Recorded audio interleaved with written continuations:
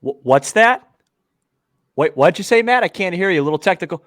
Do the Cubbies have some life? We're going to talk about it next, man. You are Locked On Cubs, your daily Chicago Cubs podcast. Part of the Locked On Podcast Network, your team every day.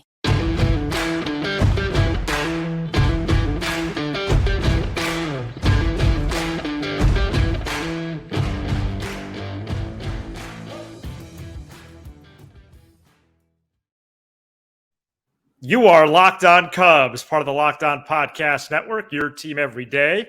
Alongside Sam Olber, I'm Matt Cozy. Please support the show and be a part of our Locked On Cubs community by following on your preferred audio platform. And you can watch, subscribe, and leave a comment on YouTube.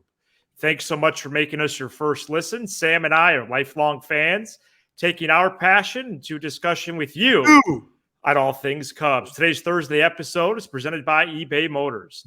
A championship team is about each player being a perfect fit, and the same goes with your vehicle. Stay in the game with eBay Guaranteed Fit on ebaymotors.com. eBay Guaranteed Fit only available to U.S. customers. Eligible items only. Exclusions apply. Pirates led 5-1 on Wednesday night, entering the bottom of the sixth inning, but the Cubs stormed back to score 6 runs in the frame and route to a 10-6 win. The 6-run sixth was highlighted by a pair of 2-run singles, one by Mike Tauchman, the other by Ian Happ. In the eighth, Seiya Suzuki doubled in 2 runs to put the game away. Drew Smyly did not pitch well, but ended up going 6 innings. Then it went Fulmer to Leiter to Alzolay. Such a significant win because the Cubs have not won in this fashion all year, excluding the big comeback against the Mariners in early April. And this is such a significant win because the Pirates are in first place in the Central, if you haven't heard. And if the Cubs win these games, the Cubs are in the mix. And with this victory, the Northsiders are 4.5 games back. Sam, I can only imagine what your heart rate was in the 6th inning, and really excited to do the show tonight. Yeah, this was a fun one. This was one of the better ones of the season, if not at the top of the list. You know, the one dose of optimism that I had, and I said it on the show, whether it was Monday or Tuesday, I don't remember, was that the Cubs coming into this homestand were 6-7 in their last 13, which is not anything to write home about. But that was without any production from their offense, particularly their main guys, right? Yeah. Remember, 2 of those 3 wins were 1-0 and 2-1 against Tampa. They had a 2-1 against San Diego, a 3-2 against San Francisco. Do you know what I'm saying? And so it's kind of the opposite of April, right, when they were hitting the ball really well all over the diamond, but they weren't winning enough games. Well, in this case, it was the opposite, where they weren't doing anything, but they were winning enough games to at least be watchable. And the law of averages just say, as bad as they were, they're not going to be this bad this long. We read off the road trip numbers for the 4 main guys, and at some point, those guys are going to hit. They're too good of players not to. And you follow with an 11-run performance on Tuesday and a 10-run performance on Wednesday. And, you know, with the help of the Pirates pitching, but like you said, it was a game that had 2023 negative Cubs written all over it. Terrible pitching performance by the Pirates debut guy, 91 pitches. What was his name? Oswaldo something? Beto. Yeah. 91 pitches in 4 innings. Cubs couldn't buy a clutch hit. Felt like that would be it. Pirates would go to the pen and shut the game down. But then they get a couple of not walks, but base hits to start that inning. What was it? I think I can't even remember. The 6th inning, it was Swanson got an infield hit. Morel had a solid single. And then that kind of opened up the floodgates a little bit. Yep. Gomes walk, the pitch clock violation to Madrigal. And then, like you said, the clutch hits. Tauchman 2-run clutch hit. Happ 2-run clutch hit. Swanson clutch hit. Horner actually struck his ball pretty well, too. That was a pretty decent at-bat throughout that inning. And then I thought, arguably, at least top 2 biggest plays of the game is Jed comes out today and says, hey, Bellinger is obviously the center fielder, but we want to get him back, blah, blah, blah. Tauchman makes a game-saving play on Carlos Santana in center field to prevent at least one extra run scoring. Who knows what would have happened after. And like you said, then the Cubs add on. Suzuki has hit the ball on the nose every single at bat this entire series. He finally elevated one there in the 8th inning. So, yeah, one more, Matt.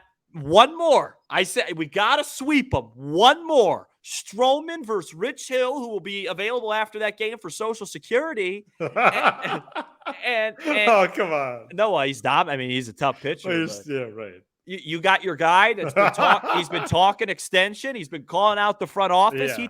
He takes the ball Thursday night with a chance to sweep the first place Pirates. The Brewers can't win a game. The Reds are white hot right now, but they're playing Kansas. They're playing Kansas City, so take that with a little grain of salt. At some point, they'll cool off. And St. Louis is one of the biggest disappointments in the history of the league, led by, Mr. Shout out and villain Wilson Contreras at second base, who's hitting under the Mendoza line. So I'll toss it to you. And I can't have any salt. I got too high a sodium. So, yeah, it's very exciting. A lot of positives. Game did not start off well at all. Before I could even get back to my place, it was 3-0 Pirates. Actually, before I could even get the phone off my ear from talking to you, I feel like McCutchen hit a home run. Right. And the Cubs stormed back. And I did not expect that. It's really a sigh of relief. It's a breath of fresh air. It's all those feelings. I would like to, if I could, get the route of you in your place during that inning. Like if someone had to sketch your walking paths, it would look like a children's art project, I bet. Yeah. That's why, sorry to cut you off. That's why at some point this year, I'm going to introduce some sort of Twitch, some sort of live something, because I really do think it's worth watching for people, because I was having like a meltdown. Right. And we're going to be live if and only if the Cubs win Thursday night. We'll be live after the game. Otherwise, we'll be on demand like usual Friday in your feeds. But if you want to get us early, if they win, you could do that by checking us out exclusively live on YouTube. And can you imagine what a single can do? I'd almost like to write a song about it. It sounds like something like McCartney would write. I mean, Tauchman and Hap's been ice cold. You touch him, you get frostbite, dude. Yeah. Ice cold in June, comes up with a huge hit, grounder through the left side. Very encouraging to see. Had to dedicate a whole segment to Tauchman. We're going to do that in a couple minutes. And Drew Smyly, any concerns about him, or what did you see from him? Yeah, I don't think he pitched terrible. The last 3 starts he's had have all been similar. He's been knocked around early, and he keeps you alive in the game. And today was the first time they'd come back. He went 6 innings. He was, I thought he was much better than Beto. The Cubs just couldn't find a way to score against him. Right. Yeah, a concern, no. I mean, he's still way above what I expected him to be. I think if you can get Justin Steele back and rolling, and Kyle Hendricks throws the ball similar to how he's been, if Smiley's your 4th or 5th, he'll do that job. I thought he competed tonight. I'm trying to think. It feels like such a long time ago. He gave up the homer, 3 homers. Yeah, the homers were the problem, obviously. McCutchen, Santana, and then the Hedges one was a weird one. Right. And then he gave up some soft contact. No, I'm not concerned. I don't think that's the right word, no. Yeah, then later in the game, Fulmer gets bailed out by Tauchman's catch, as you mentioned. Yeah, that was – can we just discuss that for a sec? Yeah. So I told you this on the phone so people know I'm not lying. He entered in up 2. I was fine with that, and I'll tell you why. If the Cubs are going to make a sustained run, they need another high-leverage guy besides Merriweather, Alzolay, and Leiter only versus lefties. By the way, Derek Shelton, who I like, just pinch-hitting lefty after lefty, just handing Leiter Jr. outs. Well, I almost missed a Leiter inning. I was in the bathroom. Well, no, but and I literally tweeted out, I said, feel great about Leiter versus Sawinski, Babe Sawinski. He struck him out. And then I was like, I'm nervous about the righties because you had 2 scheduled, then McCutchen. And all I see is lefty after lefty. on the pinch hit. So that was a break. But going back to Fulmer, they need another high leverage guy. He pitched well, low leverage. It didn't go well. I thought he got lucky with the Tauchman play, unlucky with the Horner play. So it evened out. His stuff is fine. It's just he just can't locate it consistently. So we'll see. It'll be interesting what happens Thursday night, because you would assume Alzolai's not available. He threw a lot of pitches just now in the 9th inning. Yeah, first and second, no outs, then got 3 outs in a row. So you would assume if it's close late, it'll be Merriweather's game. Wow. I just can't emphasize it. I just can't emphasize enough how big Thursday night's game is. If you're listening to the show and you haven't watched a game in a while, tune in Thursday night, because it's the game the Cubs haven't been able to win all year. And if they could find a way to win it and get within 3.5 games, whether you think this team's good or not, and I've made my feelings clear about 2 weeks ago where I thought this team is. You can't, if you're 3.5 games out in the middle of June and you say that it's irrelevant, then you're lying to yourself. Now, the Cubs don't deserve that. They're lucky they're in a bad division, but 3.5 games back after sweeping the first place team, if you're able to do that, would make this weekend, and then you go back to PNC, just really relevant. Here's my white flag. I'm throwing it away, man. Oh, nice. Yeah, Thursday night's the game. Please. 7 strong from Stroh. Yeah. Big bats. It's good that Stroman falls on this game, because Leiter's going to be in gym shoes. He went back-to-back days. And then Alzolai had a lot of pitches, so he's probably in gym shoes. So Stroman for 7 would be outstanding. And then Merriweather possibly 8-9. Maybe you have one other person in the mix there. But yeah, this is all coming up really well for the team, because and I have no idea. Face a lefty with your best pitcher. And I have no idea who the other guy would be, by the way. Anthony K. Yeah, no. He just got promoted on. No, Tuesday. this is big time now for Stroh. You want to get paid 100+ M's? We got a chance to sweep the first place team. You go out and finish that job, sir. Cubs can sweep for the first time since April 19th, when they completed a sweep of the A's. Cubs have done a nice job of answering back these first 2 games of the series. And an early lead could be important Thursday as well, Sam, because David Bednar has not pitched yet this series. So Bednar might enter the game in like the 5th. Yeah. But in all seriousness, winning the series is not good enough. Have to finish the job, and would love to get the brooms out and be live with you on Thursday. Coming up next, we zoom in a little bit on Mike Tauchman. Anybody have any leads on where I can get this brother's jersey? We talk about that coming up next. Today's episode is brought to you by Bird Dogs, the shorts and pants that make you look good. Bird Dogs stretch khaki shorts are designed to simmer through the thigh and leg, giving you a truly sculpted look. Bird Dog shorts do the same thing as Lululemon, but they fit way better. They fit way better because regular shorts that have versatility, comfort, great fit, and they fixed a lot of issues, especially for this summertime wear. And you can wear these to a game, out with friends, maybe working around the house, all sorts of instances where you could wear Bird Dogs this summer. Go to birddogs.com/lockedonmlb. That's birddogs.com/lockedonmlb. And they will throw in a free Yeti-style tumbler with your order. Okay, here's my Bird Dogs tumbler right here. They'll throw that in when you order right now. That's birddogs.com/lockedonmlb. The Cubs play the Pirates at 7:05 p.m. Central Thursday, and you can listen to every pitch with the Cubs hometown broadcast on SiriusXM. On the SXM app, search Cubs or tune into channel 844 and catch the Cubs all season long on SiriusXM.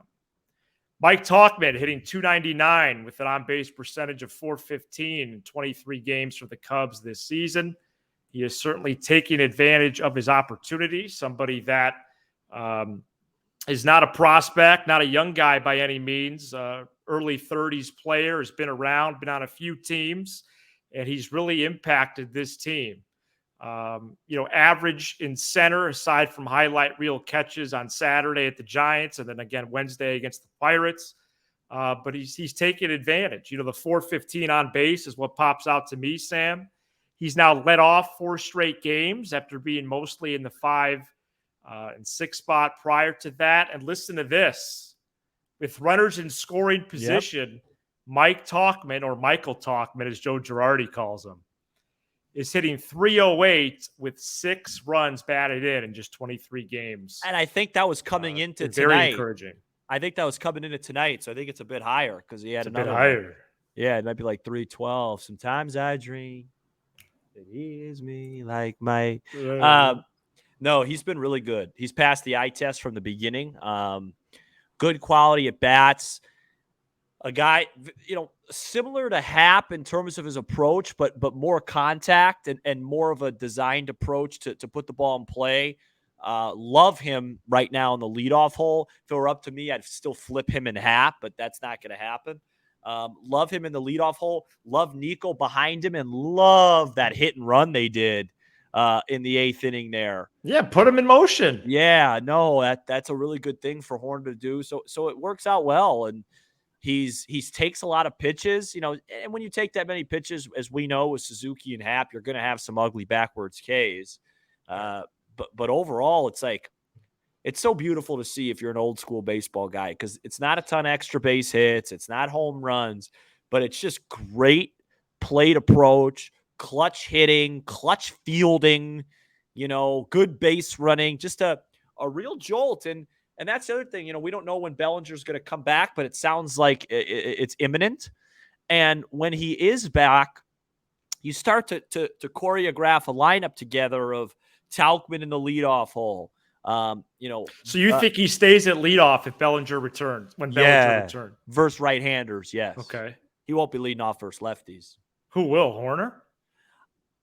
I don't know. It should be Suzuki. Yeah, I know, but I don't know who it'll be. Probably Horner. Ugh. Okay. But when you get back, that lineup versus righties now lengthens a bit, because you got Tauchman, you got Nico, you got Seiya, you got Happ, you got Dansby, then you go Bellinger, right. And now you're just talking 7, 8, 9, and then do you find a way? What'll happen with Mervis if Bellinger's going to play first for a bit, which sounds like he will, to get, quote, his legs underneath him. I don't know what that means. Right. Does that mean he's not healthy? But we won't go there.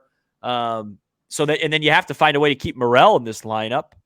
I think he should get some frames at third. You put Madrigal in late. Yeah, I think they love Madrigal's defense right now at third. Yeah, I think he plays every day and hits 9th at third. Yeah, and by the way, he is clearly. I don't know if I agree with that, but.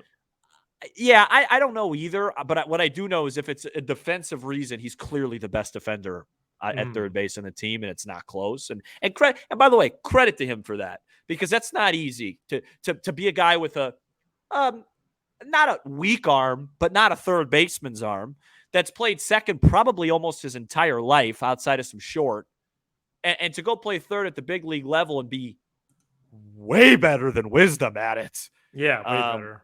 And just levels above Mastroboni. Give him some credit for that. So, and Patrick Wisdom and Matt Mervis, I think the ones that are/should be in jeopardy when Bellinger returns, and he could return as soon as Thursday. But I think they're going to avoid a conflicted decision like that and probably send down Amaya would be my prediction. Oh, no. No. But I think there's a shot Mervis goes down. I think there's a shot something happens with Wisdom. Well, don't you think Amaya will be in the lineup tomorrow, Thursday night versus Rich Hill, and then you have another lefty on Friday? Well, I think that. Yeah.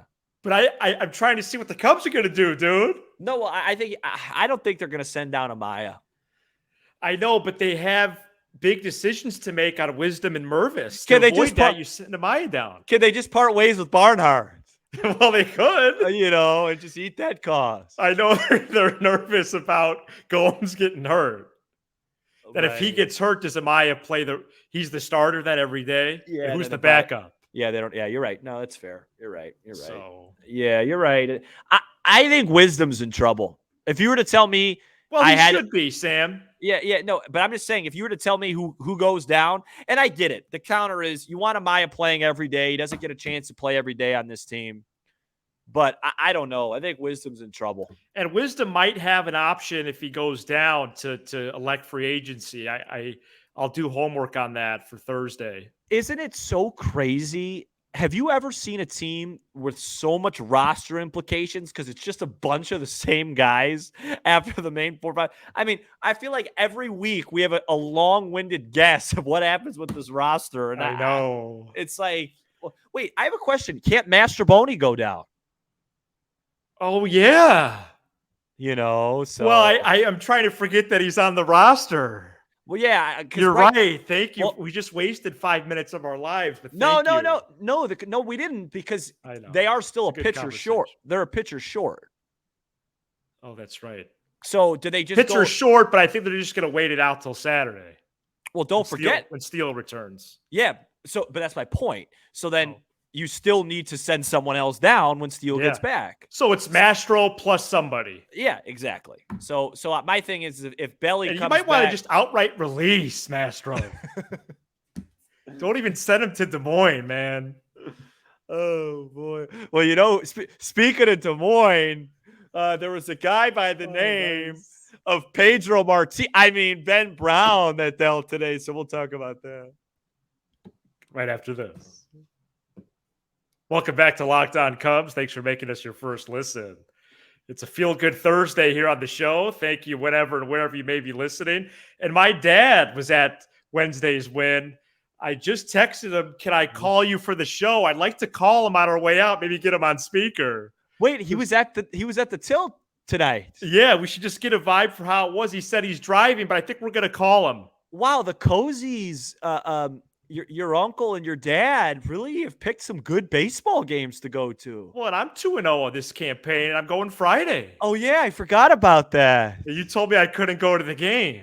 Well, no, I still not sure how I feel about that. So, which is a joke that you said that, dude. And I'm 1-1 on the campaign, and both my games were in Los Angeles. Oh, yeah, that's right. You have gone to a Cubs game. Yeah, no, I've been to two, Los actually. Angeles. So, all right, well, maybe I'll call him at the end here, have some fun on the air. Yeah, can I ask, who do you go with, or is that not? Well, he went with a work group because it was work tickets or something, which I didn't even know existed.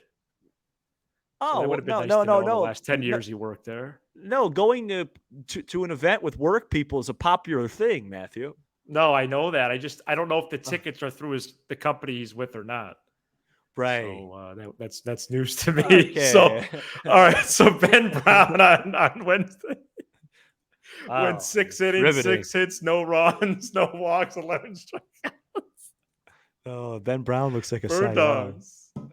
He sat 94-95 on the fastball, topped out at 97, tons of swings and misses.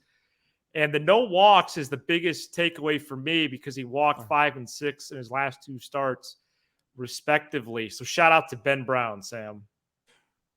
Look, I didn't know the Cubs were going to have an epic comeback on Wednesday night. So before the game, I tweeted by far the best story of the day was Ben Brown. It still may be if you're a long-term thinker. No, that's a heck of a line. What Ben Brown and Cade Horton are doing at the minor league level is single-handedly carrying this pitching thing. And it's still keeping my hopes and beliefs in this long-term pitching situation. I think both guys have a chance to be stallions in the rotation. I am interested to see, and this is a long-winded thought of, it seems like every guy on the Cubs that's a righty is developing the same thing, right? Power fastball, sweeping slider. And I am interested. And when you look at teams like the Rays or other pitching factories, a lot of these teams complement each other with diverse arm angles and different stuff. So concerned's not the right word, but I am, I guess, interested to see how that plays if every guy kind of does the same thing. But Wicks has a much different repertoire, and Steele obviously is a different repertoire. Because, obviously, we don't know what's happening with Stroman, but we're talking about 2 years from now. If things go the right way, those 4 guys that I mentioned should be in the rotation, right? 100%. Wicks, Brown, Horton, not in that order. It'd probably be Horton, Brown, Wicks, and then hopefully Justin Steele is healthy and still moving along doing his thing. So Right. And you got other guys like Jackson Ferris and other guys as well that are Cole Franklin that are, showing signs. So yeah, man, I mean, that line at AAA is no joke. I would say this, don't rush him up here. Yeah, you did mention that as well. Because this guy isn't like a Wisniewski. Like, it's not like, hey, let's see if this guy can help the big league group. This guy has a chance to be really, really good. So let's make sure he's really, really ready when he gets up here. And if the Cubs are 2 games out and things are going well in late July and you need an electric arm out of the pen, fine. But let's get him some more time. Let's see more outings with small walk totals.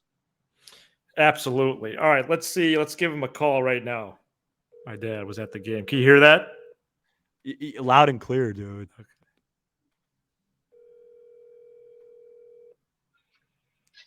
Matthew. Dad, we're live on the air right now. Do we have your permission to speak to you? Yes, you do.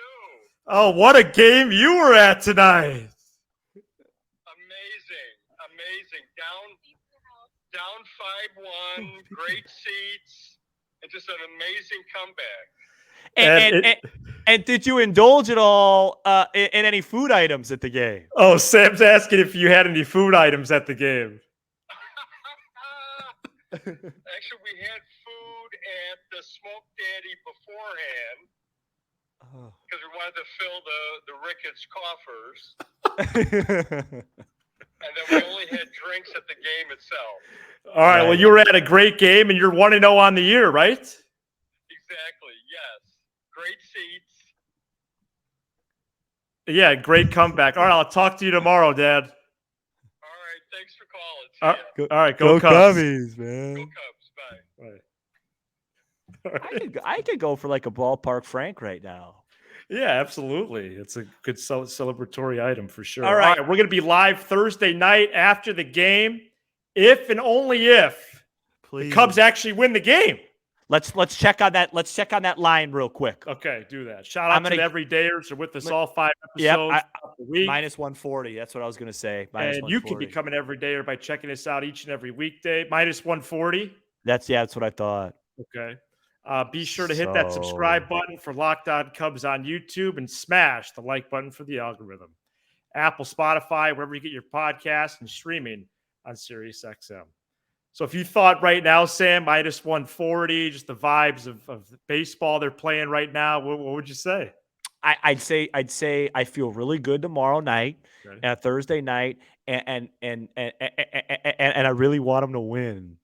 He's Sam Olber. I'm Matt Cozy. This is Locked On Cubs.